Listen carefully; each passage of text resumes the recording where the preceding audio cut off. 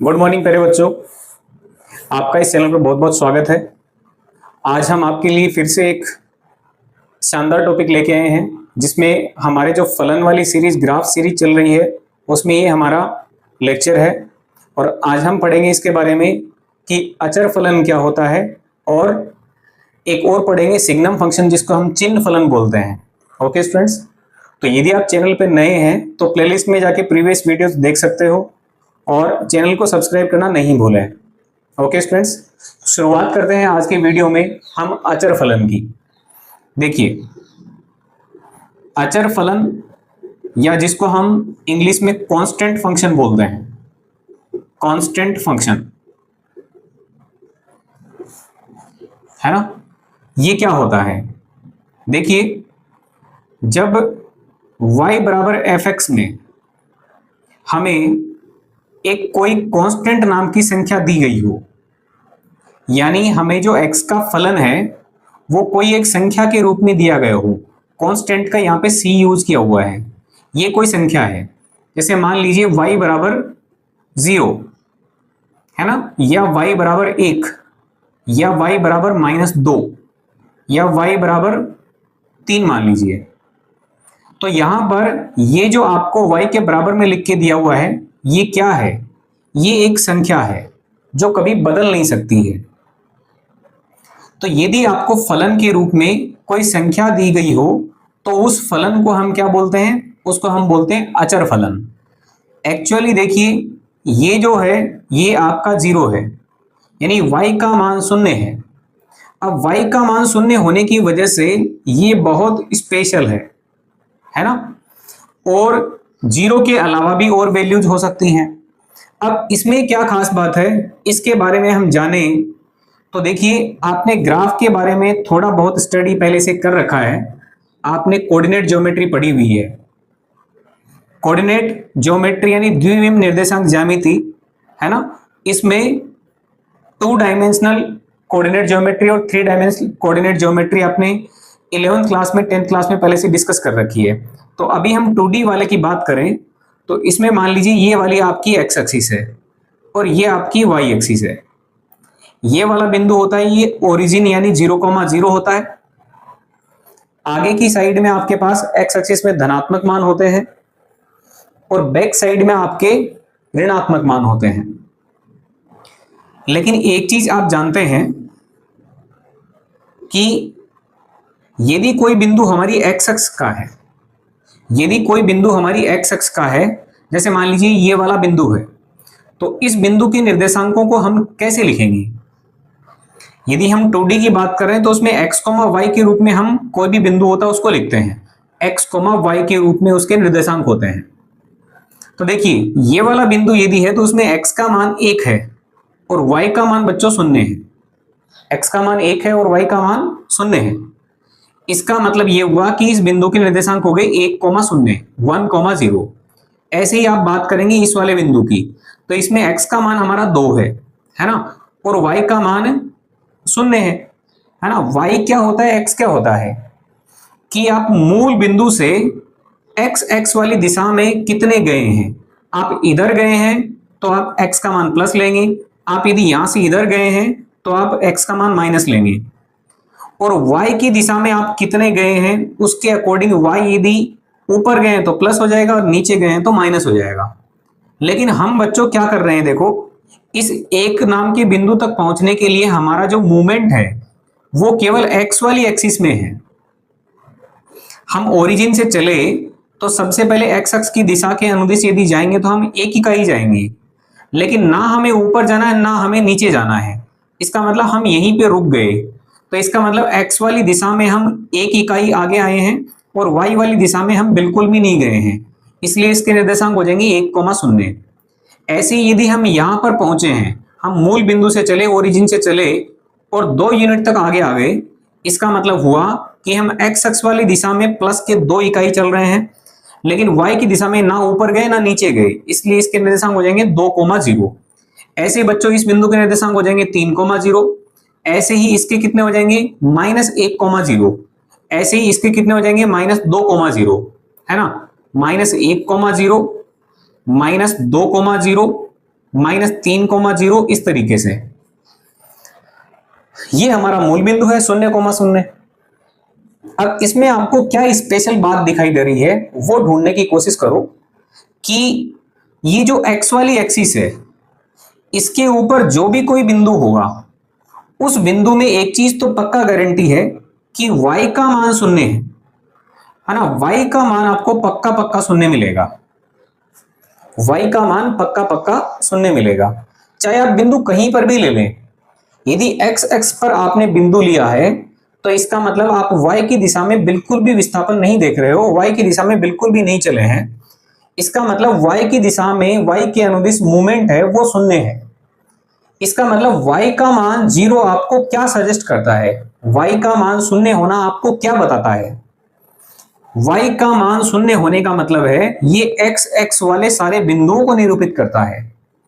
इसका मतलब y बराबर 0 क्या है, ये हमारी जो x एक्सिस है इस x एक्सिस की ही इक्वेशन है। यानी y बराबर 0 क्या है, y बराबर 0 एक लाइन है। y बराबर 0 एक लाइन है क्योंकि बहुत सारे बिंदु ऐसे होंगे जिनमें y 0 होगा।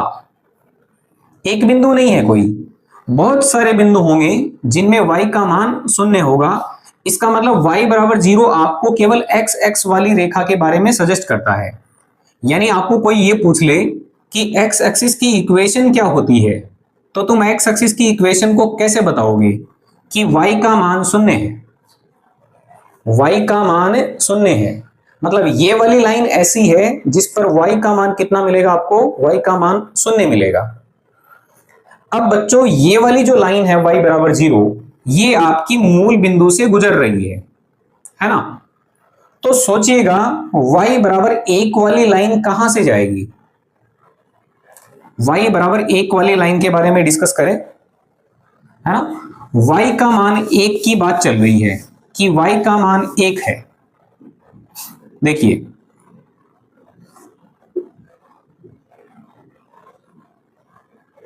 ये वापस हमारा मूल बिंदु हो गया 0,0। देखिए y का मान 1 होने का मतलब क्या है, ये हमारी y एक्सिस है, ये हमारी x एक्सिस है। y का मान प्लस में 1 बोल रहा है मतलब y वाली प्लस की दिशा है उसमें y का मान 1 बता रहा है ना। y का मान 1 मिल रहा है तो ये कब कब मिल सकता है, जब आपका बिंदु इसी की सीध में या तो इधर हो या इधर हो। यानी जब बिंदु यहां पे होगा, जब बिंदु यहां पर होगा तब भी y का मान 1 होगा, है ना। जब बिंदु इसी की 1 की दिशा में चलेगा तब y का मान क्या होगा, 1 होगा। जैसे मान लीजिए आप यहां पर 1 हो और 1 से ऊपर की दिशा में गए और आप 1 पर ही पहुंच गए। इसका मतलब x का मान 1 और y का मान 1, मतलब इस बिंदु के निर्देशांक क्या हो गए, 1,1। मान लीजिए आप पहले मूल बिंदु से चले 2 इकाई चलने के बाद में आप ऊपर की तरफ मुड़ गए और आप 1 इकाई चल के रुक गए। इसका मतलब इस बिंदु के निर्देशांक कितने हो जाएंगे, 2,1। पहला मान x का, दूसरा मान किसका, y का। इसी तरीके से मान लो आप मूल बिंदु से 3 इकाई दूर आए और 3 इकाई चल के आप ऊपर की साइड में 1 इकाई गए तो ये 3,1 वाला बिंदु हो जाएगा, है ना। लेकिन ये काम आप इधर से भी कर सकते हो कि पहले आप मूल बिंदु से 1 इकाई इधर आए यानी बैक साइड में x एक्सिस पे और ऊपर की साइड में आप 1 गए। इसका मतलब इस बिंदु के निर्देशांक क्या हो जाएंगे, -1,1 हो जाएंगे। तो ऐसे सारे बिंदु होंगे वो मिलके क्या बनाएंगे, वो एक रेखा बना देंगे, एक लाइन बना देंगे। वो लाइन कहां से पास होगी, वो लाइन आपकी y वाले 1 वाले बिंदु से पास होगी। और आपको यहां से भी देख के पता चल रहा होगा कि y का मान फिक्स है कि y का मान 1 ही आएगा, y का मान 1 ही आएगा। इसका मतलब y बराबर 1 क्या है, y बराबर 1 भी एक सरल रेखा है, एक स्ट्रेट लाइन है। y बराबर 1 भी क्या है, एक स्ट्रेट लाइन है, एक सरल रेखा है। लेकिन ये कैसी है, ये x एक्स के पैरेलल चलने वाली है, ये x एक्स के समांतर चलने वाली रेखा है। मींस y बराबर 1 क्या है, line parallel to x axis. Line parallel to X axis, X axis के पैरेलल लाइन जाएगी, लेकिन बच्चों ये पैरेलल लाइन ऊपर से जाएगी या नीचे से जाएगी वो कौन डिसाइड करेगा? वो आपका y का मान डिसाइड करेगा कि y का मान यदि 1 है, ये प्लस में है, तो जो रेखा है वो x अक्ष के ऊपर से जाएगी, है ना। और यदि y का मान -1 होता तो वो रेखा x अक्ष के नीचे से जाती। लेकिन एक बात की गारंटी है कि वो पैरेलल रहेगी, समांतर चलेगी, है ना। अब आप y बराबर -2 के बारे में बता सकते हो। y बराबर -2 कैसी रेखा होगी? देखो y का मान -1 यहां पे है, -2 यहां पे है, तो y का मान -2 होने का मतलब क्या हुआ कि आपकी ये जो रेखा है ये x अक्ष के समांतर जाएगी, लेकिन -2 वाले बिंदु से जाएगी, है ना। y बराबर 3 का क्या मतलब है? y बराबर 3 का मतलब ये हुआ कि आपकी ये जो रेखा है ये x अक्ष के समांतर चलेगी और y बराबर 3 वाले से जाएगी, है ना। इसका मतलब ये हुआ कि जनरल रूप में हम देखें तो ये हमारा y बराबर c नाम का एक अचर फलन होता है, यानी कांस्टेंट फंक्शन होता है ना, कांस्टेंट फंक्शन। सोचिएगा यदि हम y बराबर fx लिखें फलन के रूप में तो y बराबर c का मतलब ये हुआ कि fx का मान c है। अब fx का मान c होने का क्या मतलब है? fx का मान कांस्टेंट के रूप में fx का मान 0 भी आ सकता है, या फिर fx का मान 1 भी हो सकता है, या fx का मान 2 भी हो सकता है ना। तो इसमें यदि हम बात करें अब इसके प्रांत और परिसर की, है ना, प्रांत और परिसर, तो मैं प्रांत और परिसर के लिए इस तरीके से बताऊं कि जो x वाले मान होते हैं वो आपको प्रांत के मान दर्शाते हैं और जो y होता है वो परिसर का दर्शाता है। चलिए देखिए हम बात कर लेते हैं इस लाइन की जो 1 से जा रही है, और इस लाइन का समीकरण हो गया हमारा y बराबर 1। ये y बराबर 1 वाली रेखा हो गई, है ना। सोचिएगा हम x के कौन कौन से मान ले सकते हैं, वही हमारा प्रांत होता है। जो हम मान ले सकते हैं बच्चों वो हमारा प्रांत होता है, और जो मान फलन अपना काम करके देता है वो क्या होता है? वो परिसर होता है। प्रांत को हम इंग्लिश में डोमेन बोलते हैं और परिसर को हम रेंज बोलते हैं, है ना। देखिए हम x का मान यदि 0 रख देंगे तो भी y का मान 1 ही आएगा। देखिए fx बराबर 1 लिखा हुआ है, इसका क्या मतलब है? fx बराबर 1 का क्या मतलब है? fx बराबर 1 का मतलब है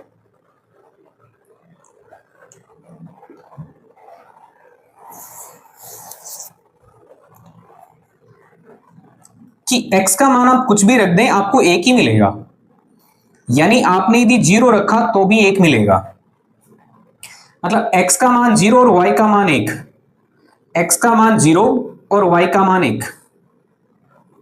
फिर आपने x का मान कितना रखा? सपोज आपने x का मान 1 रख दिया, तो भी 1 रखने पर आपको y का मान कितना मिलने वाला है? 1 मिलने वाला है। मतलब आपने 1 रखा तो भी 1 ही उत्तर आएगा, क्योंकि अचर है, बदलेगा नहीं, है ना। जो तुमने दे दिया चाहे कुछ भी दिया, अगले वाला आपको केवल 1 उत्तर बना के देगा। यही अचर फलन की खास बात है कि इसको कुछ भी दे दो, इसने जो सोच रखा है वो ही अपना उत्तर करेगा। चलिए बच्चों यदि 2 आपने रखा तो 2 पर ये क्या देने वाला है? 2 पर भी ये 1 ही देने वाला है ना। तो आप सोच के देखिएगा यदि आपने 0.5 दे दिया तो भी इसको क्या फर्क पड़ना है? ये तो अपना मान 1 ही देगा। आपने यदि माइनस में 0.2 दे दिया तो भी अपना मान 1 ही देगा। आपने x का मान -1 दे दिया तो भी इसको उत्तर के रूप में 1 ही देना है। मान लो पीछे आके आपने -50 दे दिया तो भी इसको उत्तर 1 ही देना है। तो ये जो वैल्यू ले सकता है ये कुछ भी ले सकता है। मतलब इसका डोमेन क्या होगा कि क्या कौन कौन से मान ले सकता है, इसको कौन से मान से दिक्कत हो रही है, कौन सा मान नहीं ले पाएगा, ये तो सब कुछ ले पाएगा। इसका मतलब इसका जो प्रांत है वो r होगा। r का मतलब पूरी वास्तविक संख्या रेखा यानी x एक्सिस, है ना। इसको किसी मान को भी लेने में दिक्कत नहीं है, ये सारे मान ले सकता है। ये मान लेके भी अपना उत्तर करेगा, ये मान लेके भी उत्तर करेगा, ये मान लेके भी उत्तर करेगा। इसका मतलब इसका प्रांत क्या बन गया? इसका प्रांत R बन गया। अब परिसर क्या बनेगा? जो कुछ लेके ये मान अपने बनाता है वो परिसर कहलाता है। तो सोचो ये क्या बनाता है, ये हमेशा 1 ही बना रहा है। ये fx बराबर 1 है, ये क्या बना रहा है? ये 1 ही उत्तर के रूप में दे रहा है। इसका मतलब इसका परिसर है वो फिक्स है। परिसर कितना आएगा? इसका परिसर 1 ही आएगा, है ना। ये fx बराबर 1 है तो इसमें यही मान मिलने वाला है, चाहे आप कुछ भी दे दो ये अपना उत्तर 1 बना के देगा, है ना। तो कोई आपसे पूछे कि fx बराबर 5 ये कैसा फलन है, तो बच्चों ये एक अचर फलन है। ये एक अचर फलन है। इसका प्रांत क्या हो सकता है? इसका प्रांत R हो सकता है, यानी कुछ भी मान दे सकते हो, लेकिन इसका जो परिसर है वो 5 रहेगा, है ना। केवल 5 मान देगा ये और कुछ भी नहीं देगा, यानी इसका डोमेन R है और इसकी रेंज 5 है, ठीक है। ये हमारा कांस्टेंट फंक्शन हो गया, है ना। ऐसे ही हम इसमें एक दूसरे फंक्शन की बात कर लेते हैं। कांस्टेंट फंक्शन के जैसा ही एक फंक्शन और है, देखिए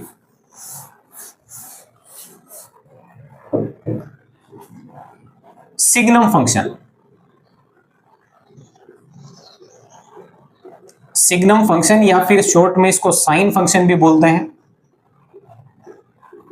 और हिंदी में इसका नाम होता है चिन्ह फलन। तो बच्चों ये क्या है देखते हैं।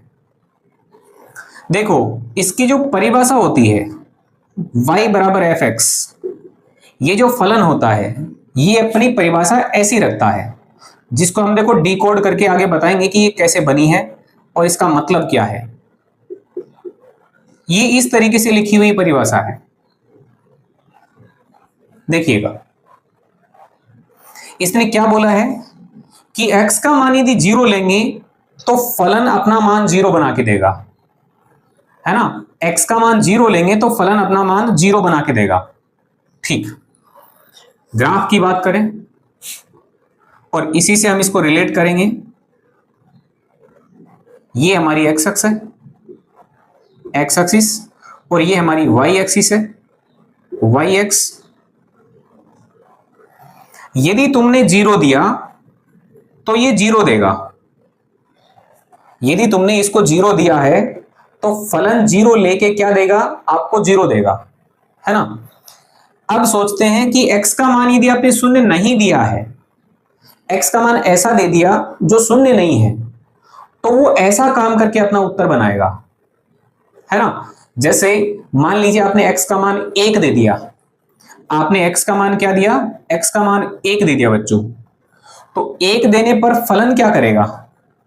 समझिएगा, फलन क्या करेगा? 1 लेके फलन इस तरीके से उत्तर करेगा। क्या करेगा? 1 का मापांक बट्टा में 1। मापांक फलन क्या करता है? ऋणात्मक संख्या होती है उसको धनात्मक बना देता है। लेकिन आप देखिए यहां पे मॉड्यूलस लगा हुआ है, मॉड्यूलस लगा हुआ है, तो इसका मतलब 1 का आपको धनात्मक मान बना के देना है। तो देखो 1 तो खुद धनात्मक संख्या है, तो इसका मतलब 1 का धनात्मक मान तो 1 ही होगा। बट्टा में 1 करेगा तो 1 बट्टा 1 का मतलब 1 आ जाएगा। मतलब आपने 1 दिया तो ये उत्तर अपना 1 बना रहा है ना। आपने 1 दिया है तो ये y का मान 1 बना के उत्तर दे रहा है, मतलब यहां पे मान आ गया। जो मान आता है उसके लिए हम डॉट लगा देते हैं, आपको पता है। दूसरा मान लेते हैं, है ना। मान लीजिए आपने x का मान 2.5 दे दिया। x का मान आपने 2.5 रख दिया, तब फलन क्या करेगा? फलन 2.5 लेगा और उत्तर कैसे बनाएगा? 2.5 बट्टा में 2.5। 2.5 का यहाँ पे धनात्मक मापांक लेना है। मापांक का मतलब ये कि यदि ऋणात्मक संख्या होती तो धनात्मक बनाता, धनात्मक है तो कोई दिक्कत ही नहीं है। तो ये धनात्मक संख्या तो 2.5 ही इसका उत्तर हो जाएगा। नीचे 2.5 है तो इसका उत्तर क्या हो जाएगा? 1 हो जाएगा। इसका मतलब ये हुआ 1 के बाद में 2 मिला, 2 के बाद में 3, हमने दिया इसको 2.5, तो 2.5 पर भी ये 1 ही उत्तर बना के दे रहा है। 2.5 आपने दिया है तो भी ये 1 ही उत्तर बना के दे रहा है।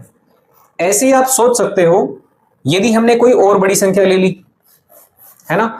या और कोई थोड़ी सी खराब संख्या ले लेते हैं, जैसे मान लीजिए 0.335, है ना। आपने x का मान कोई ऐसा ले लिया जो 0 से बड़ा है, 1 से छोटा है, 0 के ज्यादा पास में है, तब भी ये फलन क्या करेगा, 0.335 लेगा और पहले इसका क्या करेगा, पहले इसका मॉड्यूलस लेगा और डिवाइड में वही संख्या आ जाएगी।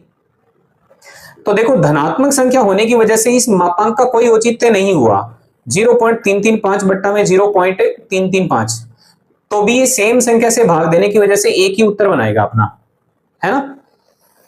इसका मतलब ये है कि यदि तुमने धनात्मक संख्याएं ली हैं तो सभी पे एक उत्तर आने वाला है। इसका मतलब ये हुआ कि 0 पर तो 0 दे रहा है, लेकिन 0 से जस्ट बड़ी संख्या यदि आपने रख दी तो उत्तर क्या आएगा, 1 आएगा, है ना। ये एक वाला पॉइंट है। 0.5 पे भी एक ही बना के देगा, है ना। तो इसका मतलब ये हुआ कि ये एक वाली लाइन बनती जाएगी, है ना। ये वाली लाइन है वो एक मान देती जाएगी और इसके मैं तीर लगा दूं तो ज्यादा बेटर है, क्योंकि x के मान आगे बढ़ते जाएंगे तो भी एक का मान, ये वाली रेखा आगे बढ़ती जाएगी। इसका मतलब बच्चों ये वाली लाइन कौन सी हुई, ये वाली लाइन हो गई 1 वाली लाइन।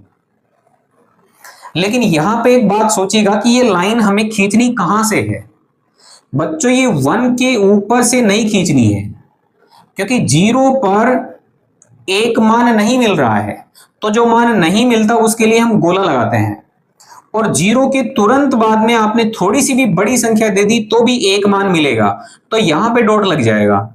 0 के लिए 1 पे डॉट नहीं लगेगा, 0 के तुरंत बाद वाली वैल्यू पर एक मिलेगा, और बड़ी वैल्यू पे भी एक मिलेगा, और बड़ी वैल्यू पे भी एक मिलेगा। इसका मतलब क्या हुआ कि 0 पर एक नहीं आएगा तो एक पर होल बनाना है, और 0 के बाद वाली संख्याओं के लिए आपको एक मान मिलेगा। इसका मतलब y का मान 1 आएगा, लेकिन यह आएगा कब, जब आपका x का मान है वो 0 से बड़ा है ना। ये बात ध्यान रखिएगा। चलिए थोड़ा बैक साइड आते हैं। मान लीजिए आपने संख्या रख दी -1, x का मान कितना रखा आपने, -1, -1 रखा। इसका क्या मतलब है कि आपने 0 तो नहीं रखा है। अब -1 पे फलन क्या करेगा, ये f -1 है ना, -1 रखा, तो -1 के अनुसार ये काम कैसे करेगा, देखो -1 का मापांक और बट्टा में -1। अब देखो बात क्या बनेगी, -1 का मापांक का मतलब क्या हुआ, ये ऋणात्मक मान को धनात्मक बनाएगा, तो एक्चुअली माइनस हट जाएगा, 1 बचेगा, और नीचे -1 है, तो 1 बट्टे -1 का मतलब -1 आएगा। मतलब f -1 का मान कितना आया, -1 आ गया। यानी -1 पर ये कितना बना के दे रहा है, ये -1 बना के दे रहा है। -1 आपने दिया तो इसने y का मान -1 बना दिया, है ना, क्योंकि ये y का मान है तो निकाल रहे हैं हम, y बराबर f -1, f -1 का मान -1 आया, मतलब y का मान -1 आ गया है ना। तो x का मान -1 डालने से y का मान -1 आ रहा है, मतलब यहां पे बिंदु बन गया। ठीक है बच्चों, फिर चेक करते हैं। मान लीजिए आपने -2 दिया, आपने -2 दिया तो -2 यहां पे हो गया, नीचे आपका -2 हो जाएगा। अब -2 का मापांक लेंगे तो ये +2 हो जाएगा, लेकिन नीचे -2 रहेगा, और आप सोचिए -2 से भाग देंगे 2 को तो ये आपका -1 बन जाएगा। इसका मतलब -2 पर भी मान -1 आ रहा है, -2 पर भी मान -1 आ रहा है। चलिए 0 से थोड़ा सा छोटा मान लेते हैं, 0 से थोड़ा सा छोटा, 0 से थोड़ा सा छोटा, है ना। इसका मतलब मैं x का मान -0.335, थोड़ी देर पहले हमने सोचा था वो ही ले रहे हैं, लेकिन अब की बार ऋणात्मक साइड वाले में ले रहे हैं। अब देखिए क्या करेगा, -0.335, तो ये क्या करेगा, मापांक लगा देगा माइनस के 0.335 और डिवाइड में -0.335। देखिए बच्चों ये मापांक है, इसका मतलब ये धनात्मक बना देगा, तो 0.335 धनात्मक में मान, बट्टा में -0.335। तो बच्चों सेम संख्या होने की वजह से ये तो कट जाएगी, लेकिन माइनस का एक बार कटेगी। तो इसका मतलब ये हुआ कि आपको यदि ये इनपुट देना पड़ रहा है तो इस पर भी ये -1 बना के दे रहा है। इसका मतलब 0 से आप थोड़ा सा भी यदि पीछे आ गए, थोड़ा सा भी पीछे आ गए तो भी आपको -1 बना के देगा। इस बिंदु पर भी -1 बना के देगा, इस बिंदु पर भी ये -1 बना के देगा, इस बिंदु पर भी -1 बना के देगा। इसका मतलब ये -1 बना के दे रहा है ना, -1 बना के दे रहा है। लेकिन ये कब दे रहा है? ये तब दे रहा है जब आपका मान 0 से छोटा है। 0 पर -1 नहीं बना के देगा, 0 पर तो 0 बना के दे रहा है। इसका मतलब 0 पर -1 नहीं बना रहा है, तो -1 पर क्या लगा देंगे? -1 पर हम सर्कल लगा देंगे, है ना, होल। होल कब लगाते हैं? जो मान नहीं मिलता, जो मान मिलता है उस पर डॉट लगा देते हैं। तो यहां पे डॉट नहीं लगाना है, क्योंकि ये तो हम समझाने के लिए आपको बता रहे थे। ये डॉट यहां पे लगेगा, इसका क्या मतलब है कि 0 पर 0 मिलेगा। x का मान 0 डालेंगे तो y का मान 0 मिलेगा, x का मान 0 डालेंगे तो y का मान 0 मिलेगा। मतलब 0,0 पे डॉट लगेगा, है ना। 0 पे 1 नहीं मिलेगा, इसका मतलब 1 पे होल। 0 पे -1 नहीं मिलेगा, मतलब होल। लेकिन 0 से थोड़ा सा भी आगे का आपने इनपुट दे दिया तो 1 मिलेगा, और 0 से थोड़ा सा भी छोटा इनपुट दे दिया तो -1 मिलेगा। इसका मतलब ये वाली रेखा हमारी कौन सी है? ये रेखा ऐसी है जो आपका -1 से गुजर रही है। मतलब ये y का मान आपका -1 आएगा, लेकिन ये आएगा कब? जब आपको x का मान 0 से छोटा देना होगा, तब आएगा। यानी 0 से छोटे मानों के लिए, यानी नेगेटिव मानों के लिए क्या होगा? नेगेटिव मानों के लिए y बराबर -1 मिलेगा, पॉजिटिव मानों के लिए y बराबर 1 मिलेगा।